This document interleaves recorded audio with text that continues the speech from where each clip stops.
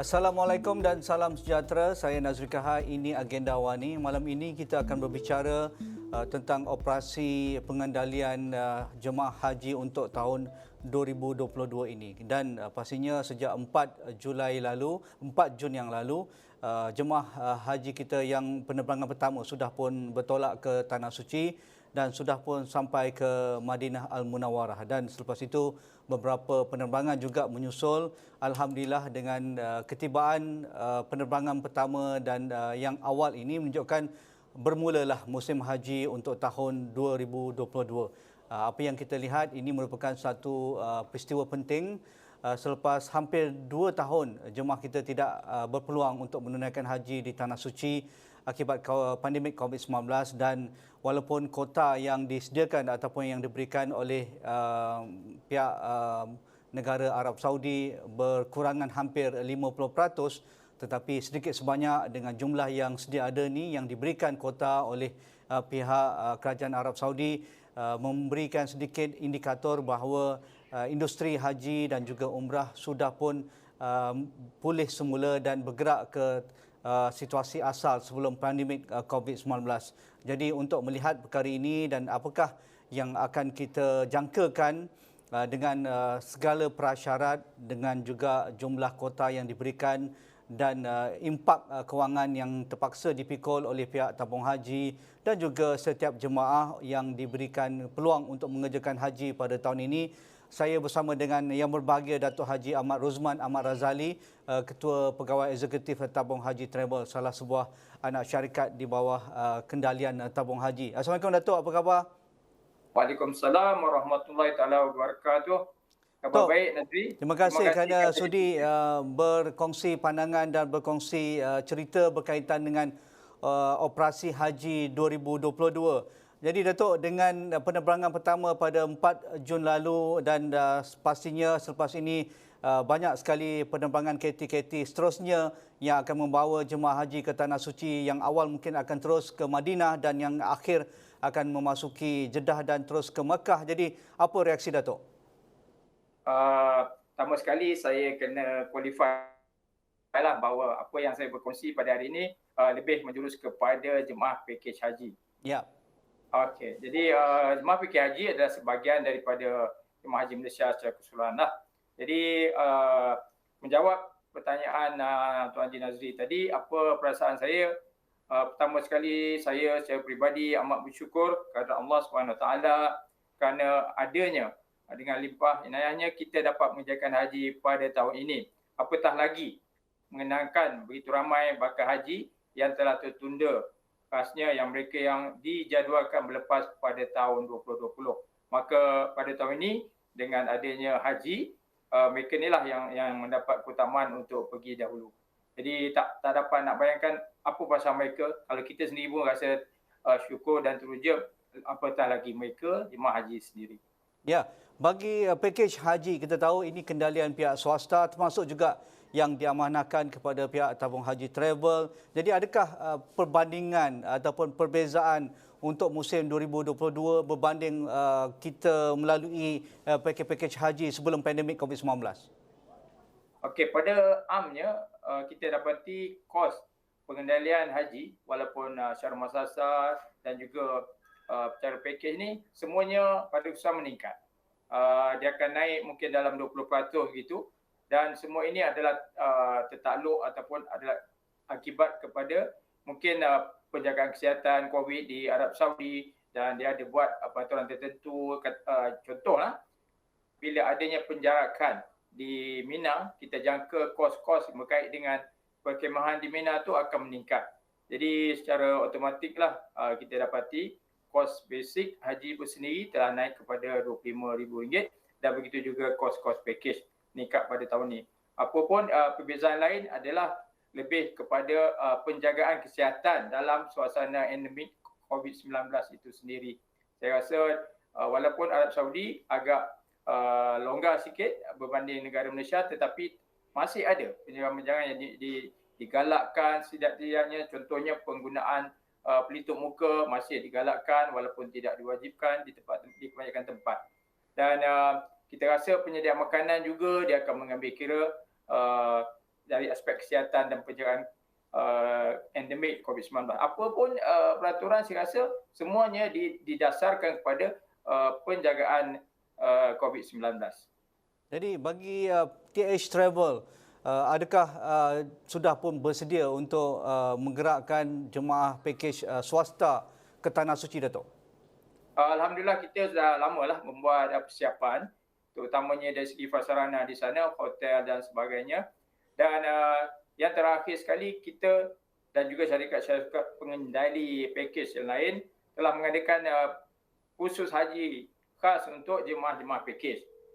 Kita pada minggu lepas, 4 bulan, 5 bulan kita ada buat, dan pada minggu akan datang, pada 11 dan 12 Jun juga kita masih meneruskan khusus terakhir lah. Kebanyakan kami ni buat lebih kepada khusus sehari punya khusus, daripada 9 pagi hingga pukul 5. Kebanyakan syarikat termasuk Latabari Travel akan buat satu hari punya khusus untuk cover semua aspek dari segi perjalanan, dari segi pengurusan dan juga yang paling penting dari segi ibadat haji itu sendiri.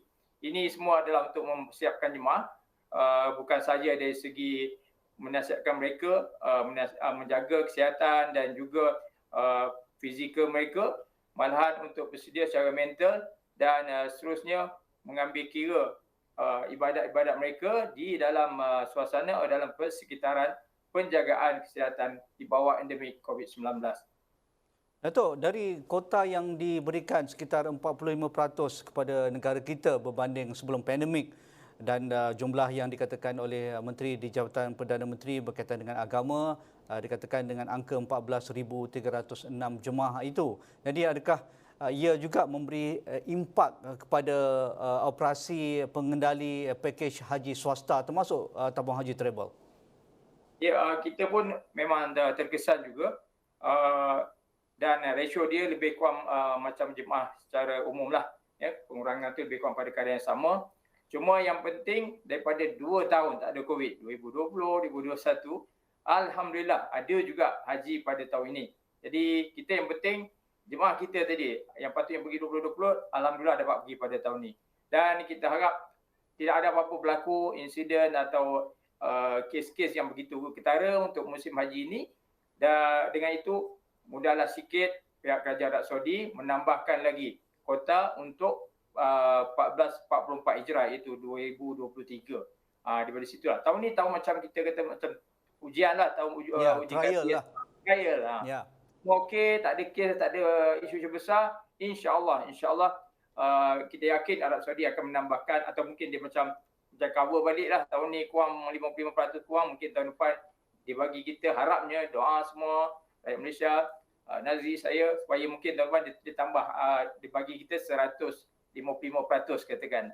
Mudah-mudahan itulah. Kami bersedia kalau sedemikian berlaku nanti, insyaAllah. Jadi dari aspek syarat-syarat ataupun mereka yang dibenarkan untuk menunaikan haji tahun ini, adakah juga bagi tabung haji yang dikatakan itu yang berusia 65 tahun ke bawah, tiada penyakit-penyakit kronik, mempunyai sijil vaksinasi yang lengkap dan juga mempunyai keputusan negatif ujian calitan PCR dalam tempoh 72 jam. Adakah itu juga termaktub bagi prasyarat yang mengendalikan ataupun yang mengikuti pakej haji swasta termasuk dari tabung haji travel, Dato'?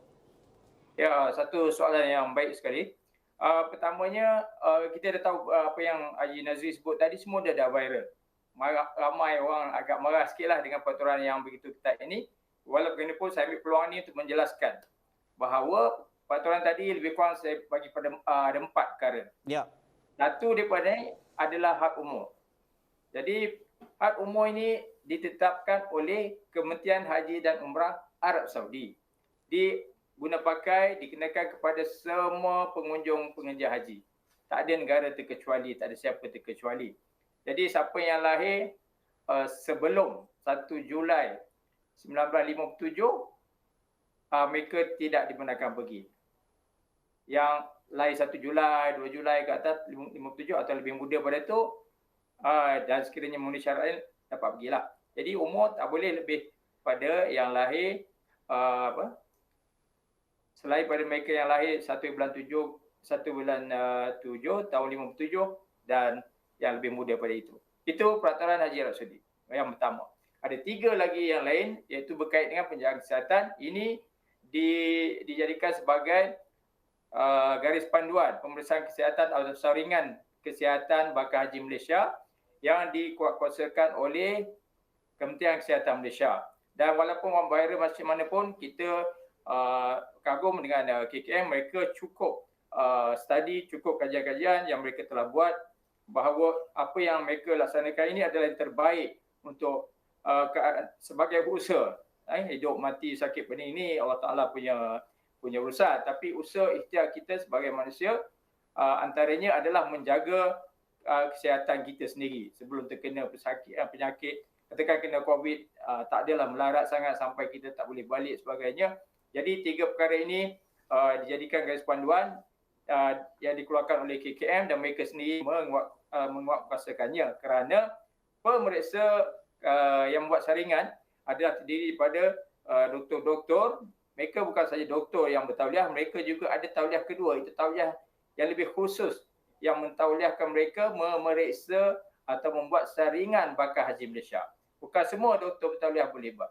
Hanya mereka bertauliah dan ada nombor-nombor kelulusan tertentu yang bermaksud mereka ni layak, mereka dah pergi kursus dan dapat garis panduan terkini KKM, baru mereka boleh mereka yang boleh sign lulus atau tak lulus bakal haji. Jadi mereka megang yang pertama sekali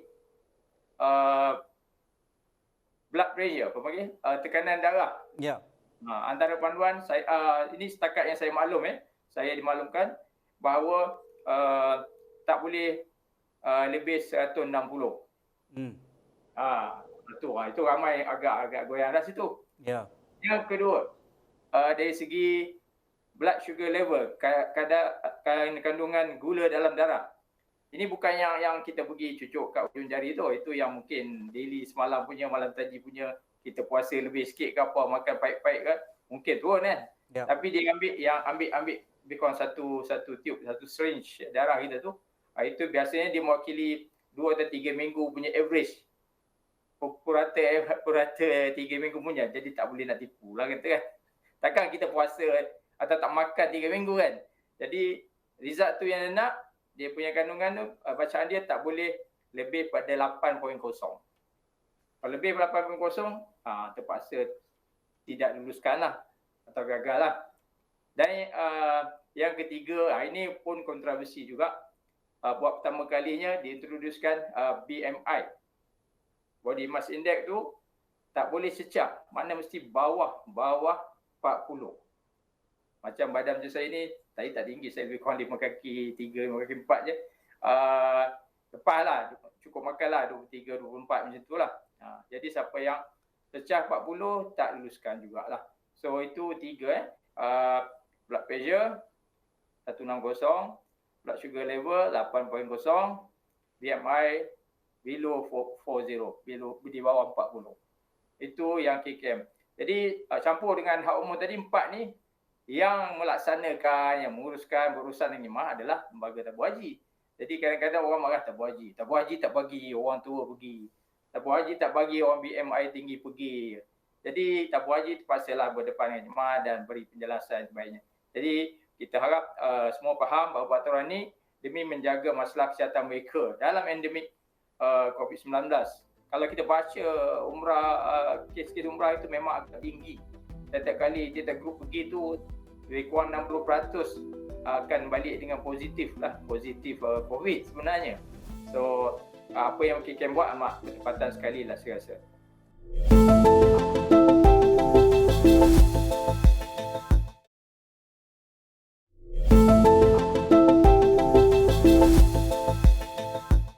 Dari aspek itu, adakah ini merupakan satu cabaran baru kepada pengendali pakej haji kerana dengan peningkatan kos yang ketara di Tanah Suci dengan kos penginapan, kos pengangkutan dan pengenalan cukai baru VAT oleh pihak Kerajaan Arab Saudi, ia sudah sedia maklum memberikan peningkatan kos yang ketara kepada jemaah haji yang terlibat untuk sesi kali ini. Apatah lagi mereka yang memilih pakej haji swasta.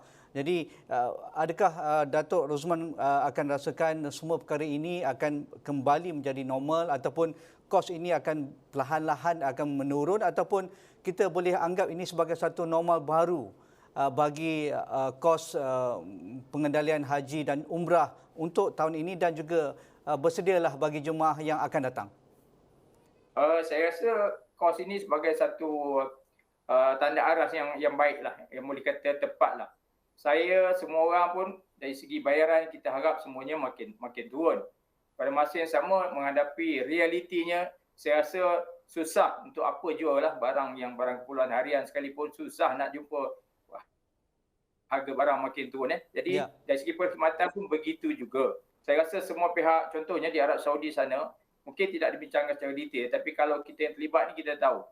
Bila buka je Arab Saudi untuk umrah dan sekarang untuk haji ni, ada kos-kos yang automatik naik. Contoh saya bagi, macam permit kerja. Kebanyakan pekerja di Arab Saudi adalah warga asing.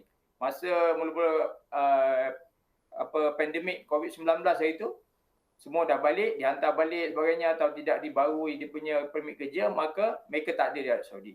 Apabila mereka masuk balik untuk katakan bekerja di hotel sebagainya, kos masuk dan permit kerja semua telah meningkat naik.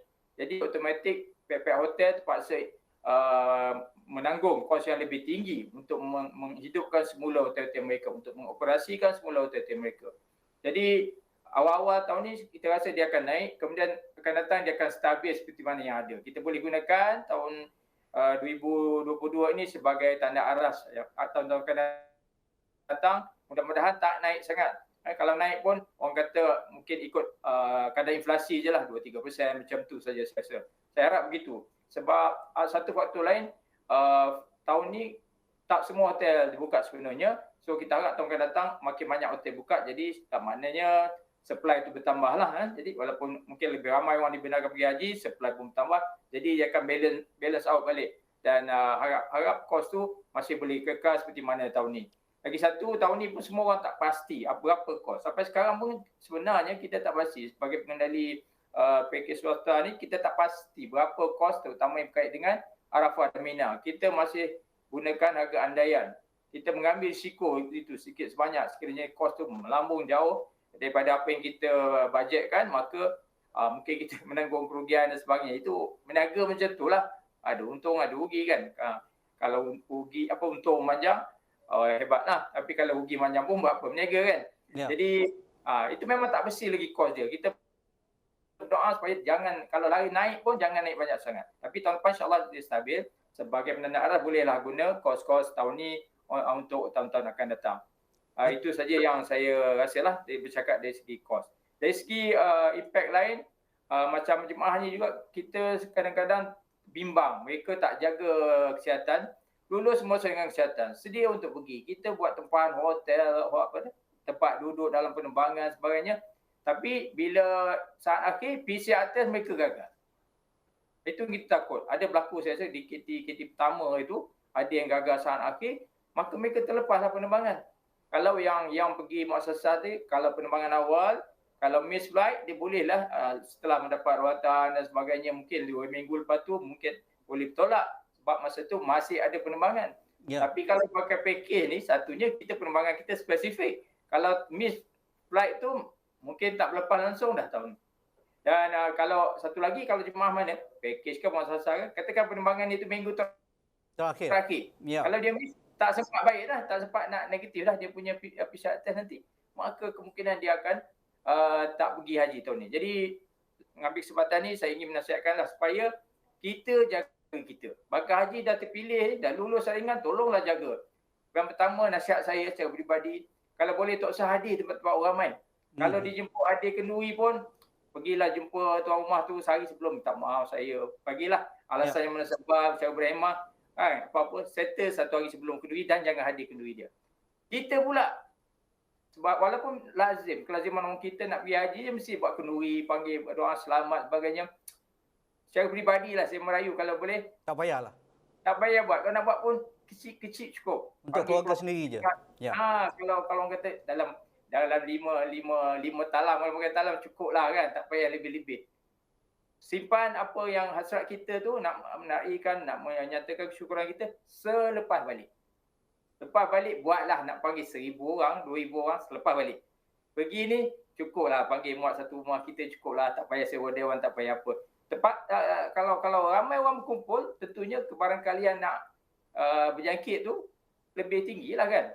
Jadi kita jagalah tu. Jaga kita sehinggalah kita berangkat. Balik besok okeylah, nak open sikit untuk kenduri, doa selamat dan sebagainya. Itu saranan peribadi saya lah. Tapi saya harap sangat semua orang akan ikutlah ya.